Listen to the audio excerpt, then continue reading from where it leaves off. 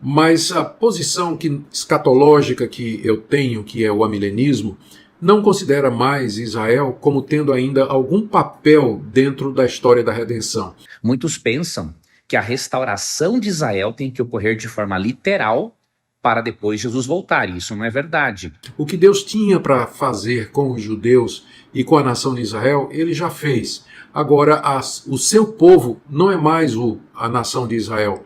Na Bíblia, a ênfase agora está no Israel espiritual, a igreja, e não na Jerusalém terrestre, mas na nova Jerusalém do céu. Se esta pessoa, vindo diretamente da linhagem, sei lá como ela pode encontrar isso, vindo diretamente da linhagem do sangue de Abraão, se ela não crer em Jesus Cristo como Messias, ela vai ser exterminada. Exterminada. Eu vou ler para vocês Salmo 122. E vocês vão ver que esse salmo é o que é. Não tem nada que espiritualizar ali, mas as pessoas ainda assim vão espiritualizar e sem problema nenhum. Eles vão pegar Gálatas, a mesma coisa de sempre, e vão espiritualizar. Agora, quando nós estudamos a Bíblia, percebemos que essa teoria é dispensacionalista, ou seja, que apresenta uma fase em que o Israel será restaurado. Essa é uma teoria totalmente antibíblica, meu irmão. E aí, num segundo vídeo, eu vou explicar para vocês Gálatas com Efésios. E vou mostrar para vocês que essas pessoas estão falando coisas que não sabem. Elas apenas estão repetindo letras, mas não tem o espírito no que elas estão falando. É bom que elas acreditem que Jesus vai voltar, que a Nova Jerusalém do céu é livre e que nós somos filhos dela, mas como que nós somos filhos dela? Por que que o apóstolo Paulo fala que a Jerusalém do alto é a nossa mãe, mas João fala, o anjo fala para João que ela é a esposa do Cordeiro? Como que pode essas duas coisas, que aparentemente são contraditórias, terem concordâncias? Como que a Nova Jerusalém é a esposa do Cordeiro, mas nós somos filhos dela? A esposa do Cordeiro não somos nós? Não é a Nova Jerusalém? Como que ela é a nossa mãe? Você pode apenas repetir isso e falar isso é mistério, são assuntos espirituais e finalizar o assunto. Ou você pode entender o que o Espírito está falando através das letras. E aí precisa de um estudo, aonde tem que ler bastante texto para isso. Então, no vídeo seguinte, nós vamos fazer isso. Comparar Gálatas com Efésios. Pode ter certeza, enquanto que dos evangelhos Jesus chama a atenção para si, ele não chama a atenção para o Israel literal. Tá? Fique tranquilo, não entre nessas especulações, por mais que tenham alguma lógica, elas não possuem a lógica da palavra de Deus.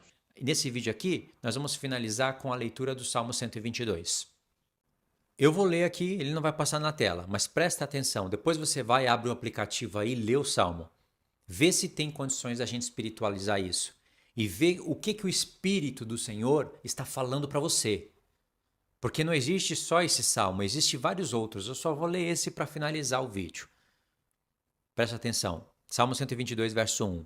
Alegrei-me quando me disseram, vamos à casa do Senhor. Eu vou ler tudo e depois eu volto para explicar. Pararam os nossos pés junto às tuas portas, ó Jerusalém. Jerusalém, que está construída como cidade compacta, para onde sobem as tribos do Senhor, como convém a Israel, para renderem graças ao monte do Senhor. Lá estão os tronos de justiça, os tronos da casa de Davi. Orai pela paz de Jerusalém. Sejam prósperos os que te amam. Reine paz dentro dos teus muros e prosperidade nos teus palácios.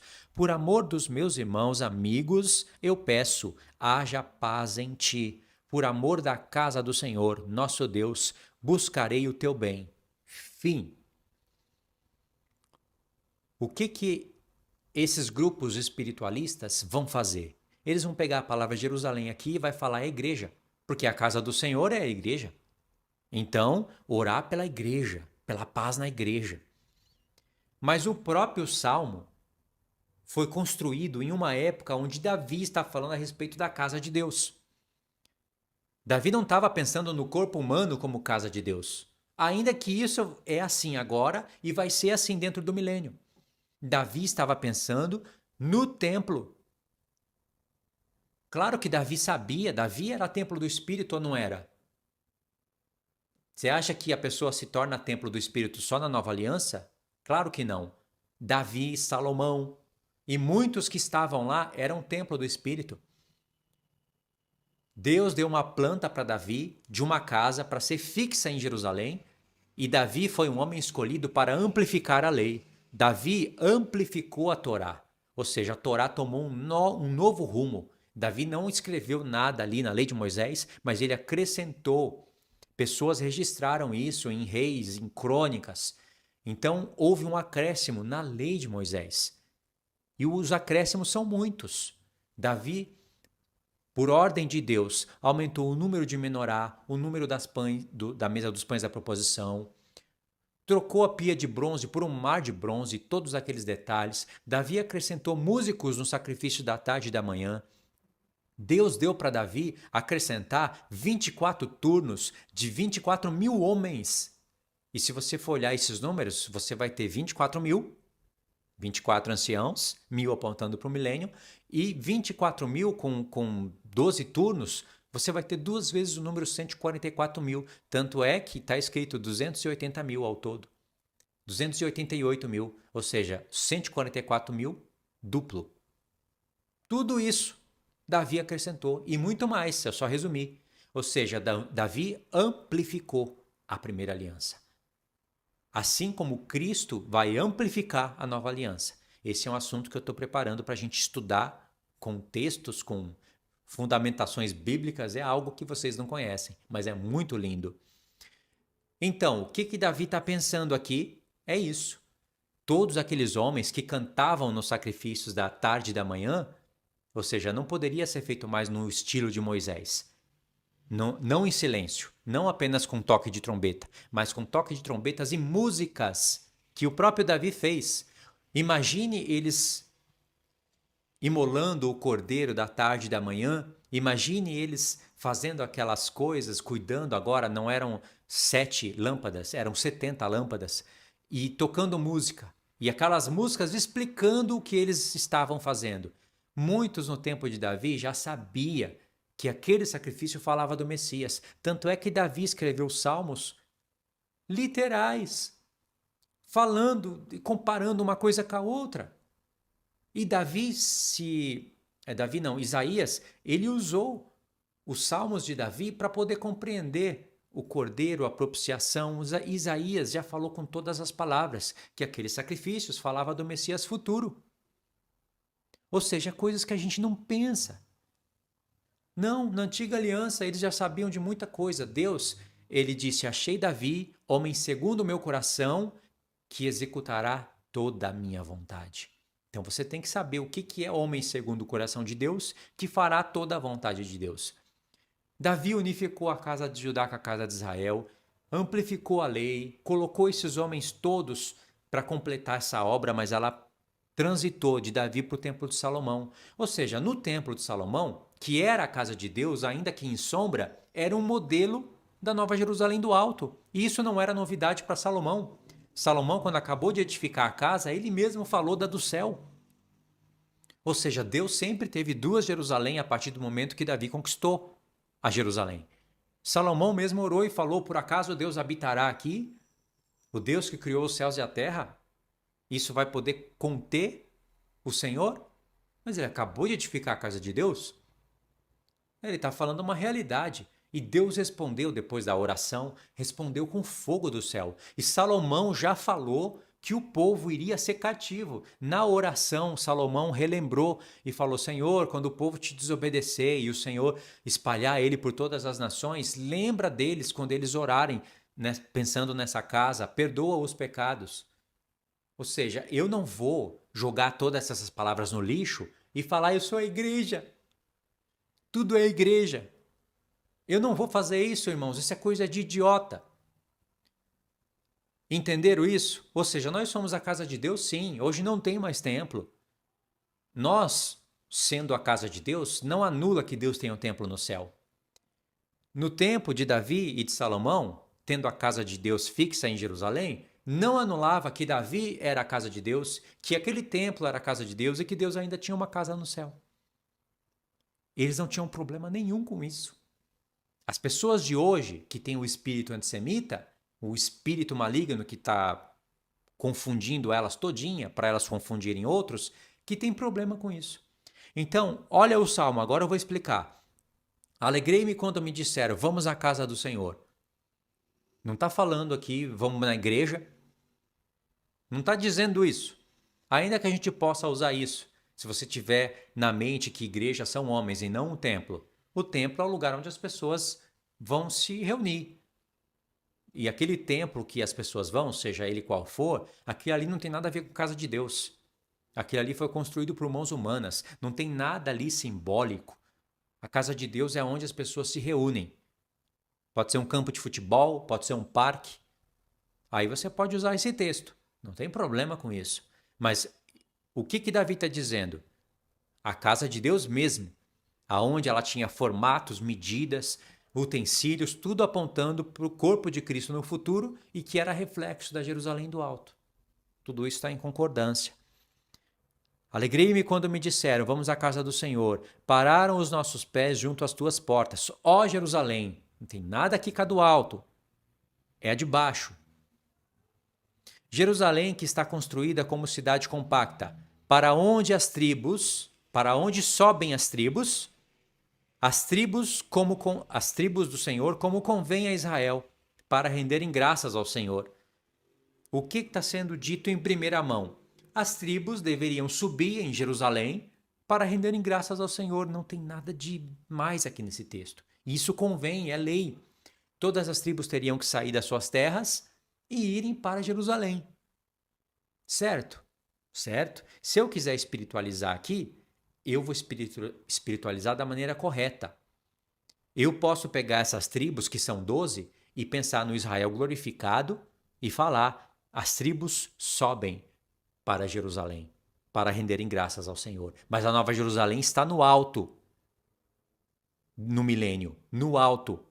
Paulo disse, Deus nos fez assentar em lugares celestiais em Cristo. Efésios 1:4. E em Efésios 2, do 5 ao 7, ele nos abençoou com todas as bênçãos espirituais nas regiões celestes. Quando? Ele explica no verso 7, para mostrar para os séculos vindouros. Isso depois que a gente estiver assentado em tronos lá no céu. Para mostrar para os séculos vindouros, os séculos dentro do milênio, a suprema graça da sua bondade, do seu poder. Mas a Jerusalém está lá no alto.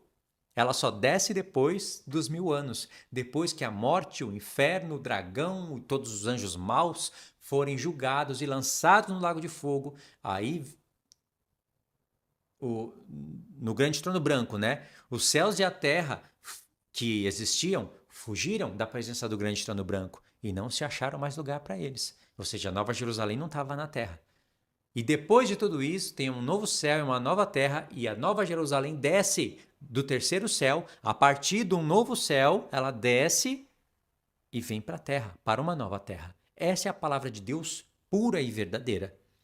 E aí, se eu quisesse espiritualizar, eu tenho concordância.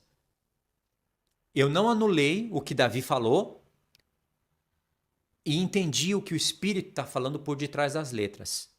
Entenderam? Para onde sobe as tribos do Senhor, como convém a Israel, para renderem graças ao Senhor. Só que esse é o plano que eu estou falando para vocês, é o plano literal do passado, aonde estava o tabernáculo de Davi.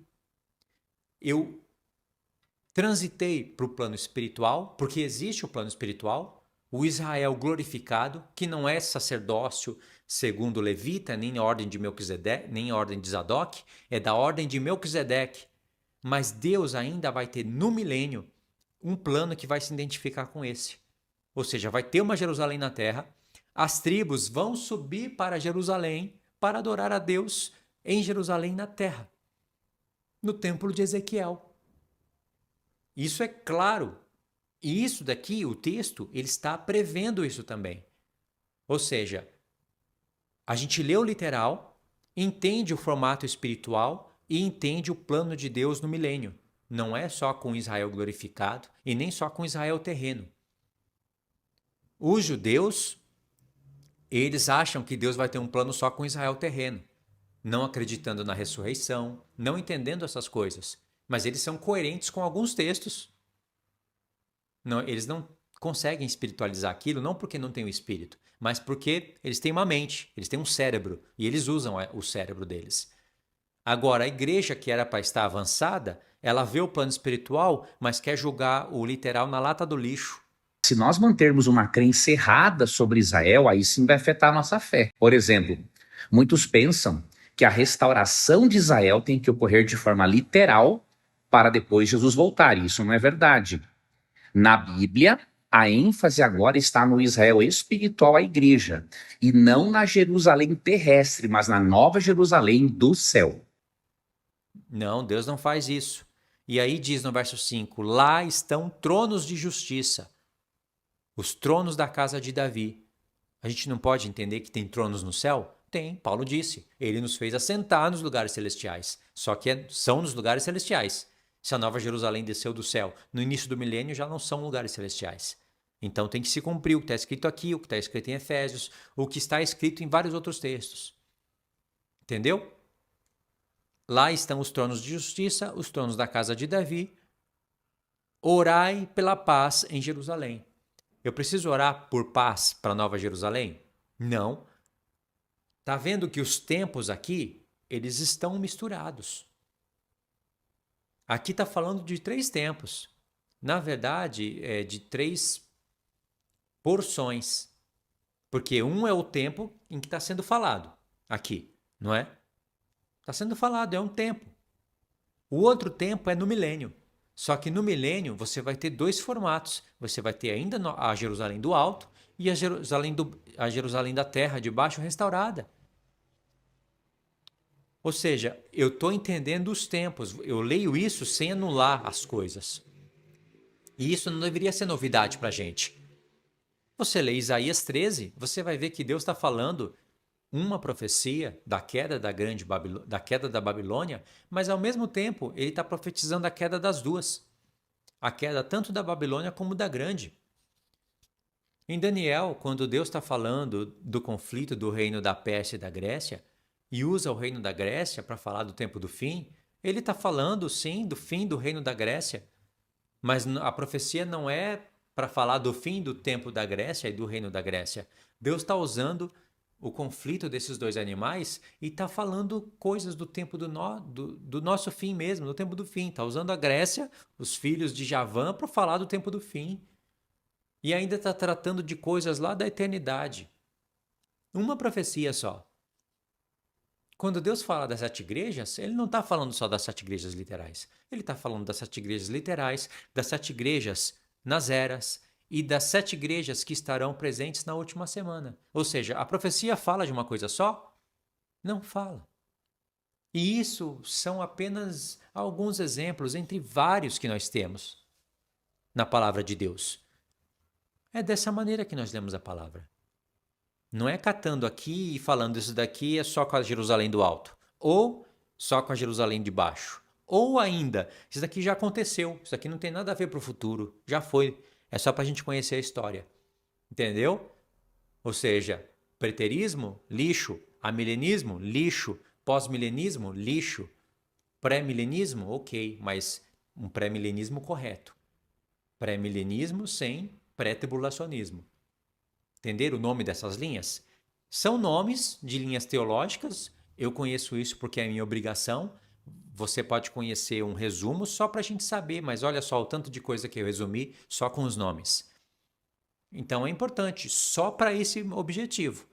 Conhecer as terminologias, os nomes, entendeu? Uma frase que resume um conceito. Eu conheço isso para poder falar para vocês. Assim, em poucas palavras. Então, verso 5. Lá estão os tronos de justiça, os tronos da casa de Davi. Orai pela paz em Jerusalém. Seja próspero os que te amam. O que você faz com esse texto? Você não precisa orar pela paz da Jerusalém do céu. Aí alguns vão dizer, mas é a paz da Jerusalém. Eu sou a Jerusalém. Eu sou a esposa do Cordeiro. Aí eles fazem isso para anular o literal. Ou seja, não precisa orar pela paz lá da Jerusalém, a que está em escravidão. Eu não oro por ela. Ela não tem nada a ver com Deus. Eu oro pela igreja. Tá certo isso? Não está. Claro que você pode orar e deve orar pela paz dos irmãos, mas aqui está falando de Jerusalém. Davi não está transformando aqui a palavra Jerusalém em homens. E nem o Espírito está conduzindo você a fazer isso. Orai pela paz de Jerusalém, sejam prósperos os que te amam.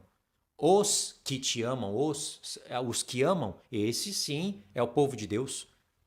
E claro que nós temos que ter paz, orar pela paz do outro, mas não podemos misturar as coisas. Aqui uma é Jerusalém e outros são os que oram por ela e a amam. E não pode ser a do alto, porque a do alto tem paz, a do alto não tem confusão, a do alto não vai ser destruída nem reedificada. Agora a de baixo sim, a de baixo precisa de paz. E digo mais, se não tiver paz na Jerusalém da terra, não haverá paz no mundo. Só haverá paz na terra quando a Jerusalém for liberta da escravidão.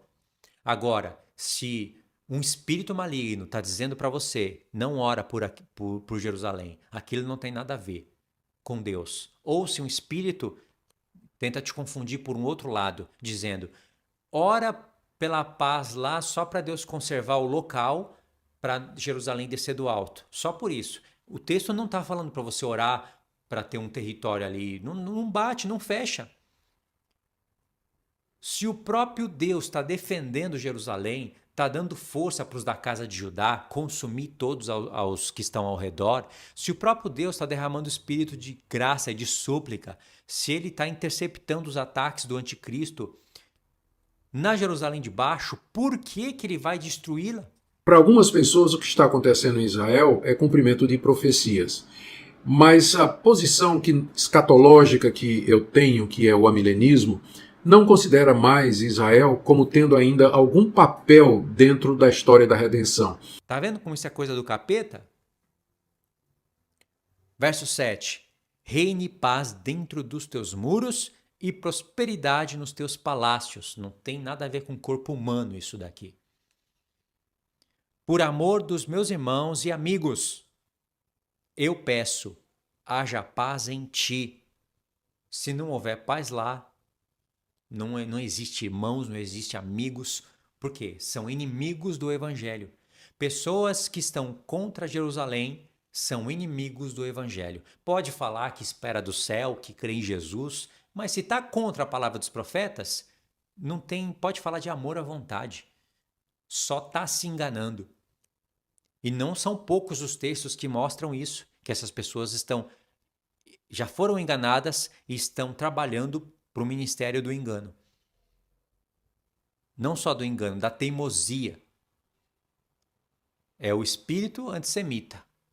Como eu disse, é o espírito que rondou as gerações.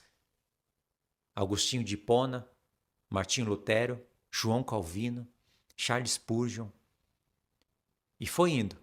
Foi pegando todos esses homens. Pegou Adventismo, Testemunha de Jeová.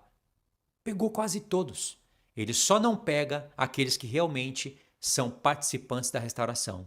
Homens que têm trombetas de Deus e que dão toque de rebate. Homens que vão orar pela paz em Jerusalém. Não são homens que vão ver Jerusalém sendo atacada e vão dizer, está em prostituição mesmo? Aquilo ali não é judeu, acabou, Deus não tem nada com aquilo ali. Tomara que mate todo mundo, que morra aquele povo lá. Aquele povo não tem nada a ver com Deus. É impossível Deus pôr um homem desse no reino. O que Deus tinha para fazer com os judeus e com a nação de Israel, ele já fez. Agora, o seu povo não é mais a nação de Israel, mas são todos aqueles, inclusive judeus, todos aqueles de todas as nações que creem no Senhor Jesus Cristo. Verso 9, por amor da casa do Senhor, meu Deus, buscarei o teu bem. Aí eu posso dizer que a casa do Senhor somos nós e que eu vou amar o meu irmão e eu vou orar pela paz do meu irmão?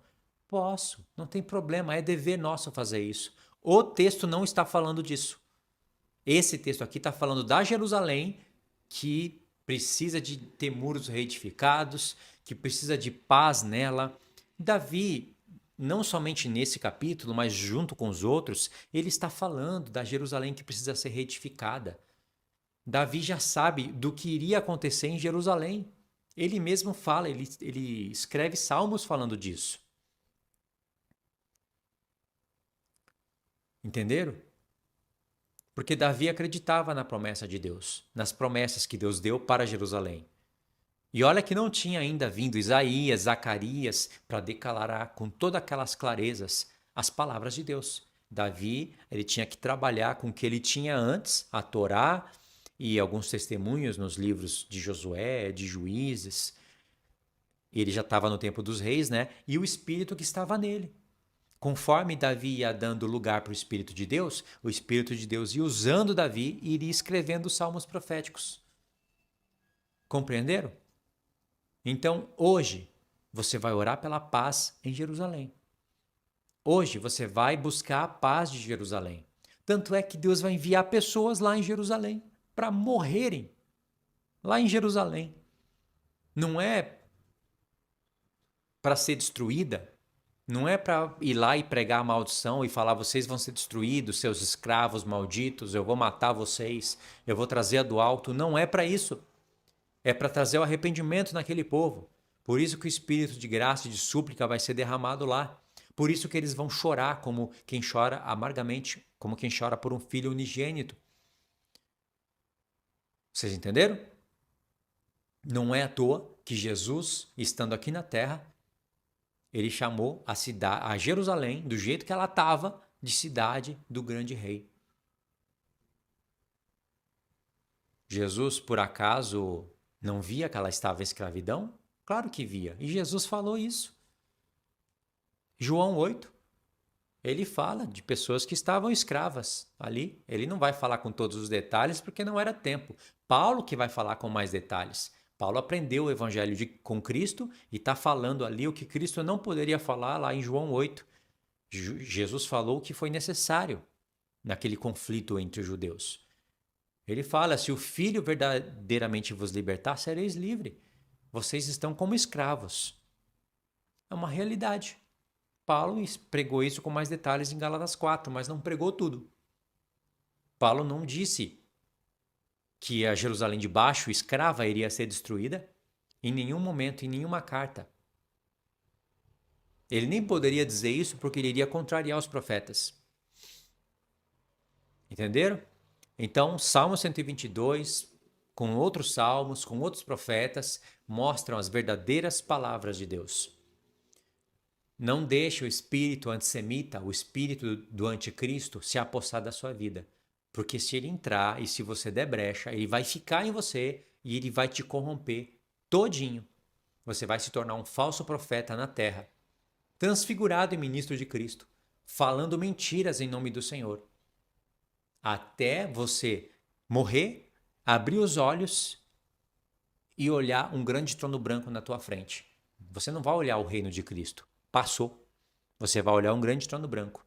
E ali vai abrir o livro das obras para mostrar o que você fez na sua vida, para decidir se com as obras más que você já fez falando contra Jerusalém, porque se ficou para o grande trono branco, perdeu o reino. Para ver se ali você ainda pode ser absolvido ou não. Não tem chance. Não espere isso acontecer. E não é só com isso daqui, com essa mensagem aqui, pensando nisso, não é isso que vai te fazer entrar no reino. Tem um monte de coisas que você deve fazer, mas uma das coisas que você não deve fazer é falar contra Jerusalém, que está em escravidão com seus filhos. Distorcer as palavras dos profetas e as palavras dos apóstolos. Isso você não deve fazer, porque isso pode te tirar do reino. Dependendo do nível que você for, isso vai te tirar do reino. Pode até não te tirar a salvação. Vai depender do que tem na sua mente e do que tem no seu coração. Vai depender dos propósitos, do tempo, de um monte de coisa. Por isso que tem que abrir livro das obras, né? Não vai abrir um livro com uma página só. Vai mostrar o que você fez na vida toda, em alguns anos, e vai pôr tudo na balança de Deus. Deus não vai apenas abrir o livro e falar: você falou que a Jerusalém de baixo eu ia destruir quando eu reedifiquei. Você falou isso quando eu falei ao contrário. Não, vai para o inferno. morte eterna. Não é só isso, não. E isso vai ser colocado na balança com outras coisas. Só que isso vai pesar para o lado negativo. Você não quer isso. Você não quer que isso ainda entre na sua conta para ficar pesado, entendeu? Ou seja, se você não errar nisso, você já fica mais livre. Você já tem concordância com a palavra dos profetas. Você já vai ter coerência quando pregar sobre o templo de Ezequiel, quando olhar para o milênio. Você não vai estar distorcendo as palavras dos profetas aqui. Você pode até estar errando em alguns outros pontos, mas aqui você já não erra. Aqui você está livre. E isso daqui te faz avançar. Treina sua mente, entendeu? Vai ser mais difícil você errar em outras porções. Então isso é bênção. Entenderam? Então tá, a gente finaliza esse vídeo aqui. E aí, no meu comentário fixo, vão ter ali as instruções. Se não tiver, é porque o vídeo foi postado agora. Mas vão ter as instruções, aí você vai seguindo ali as playlists. Se você se interessar por esse tema e ir fundo nele, em poucos meses você vai ver uma renovação tão grande na sua mente. Você vai ler a palavra de Deus de maneira diferente, porque uma coisa vai puxando a outra. Você não vai ficar preso somente em 2 casas, em 7 festas, mas pregando um monte de besteira. Você vai avançar nisso, porque a palavra de Deus não consiste em apenas falar de união de 2 casas. Isso é muito bom. É um bom começo, na verdade. Mas não é só isso. A palavra de Deus tem muito mais do que isso. A palavra de Deus é muito grande, irmãos. E se você avançar, você conhece sobre as 2 casas, aprende sobre nações restantes, aprende sobre Israel restante, aprende sobre o templo de Ezequiel, aprende sobre o milênio. Deus te revela mais coisas. Tanto para você fundamentar, recapitular toda a história, fundamentando com mais propriedade, com mais grandeza, como te mostrando coisas novas. Porque se você não avançar, se você ficar preso nisso, e de maneira errada ainda, Deus não vai te revelar as coisas. Pelo contrário, se você for rebelde, Ele vai bloquear seu coração.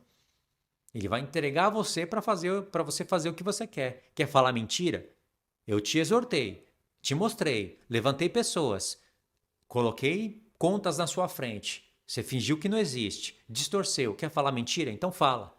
Fala a mentira que você quiser, segue. Depois você vai ter que dar conta com Deus. Você é inteligente, você não quer isso para sua vida. Entendeu? Então tá, irmãos. Fiquem na paz então. Deus abençoe.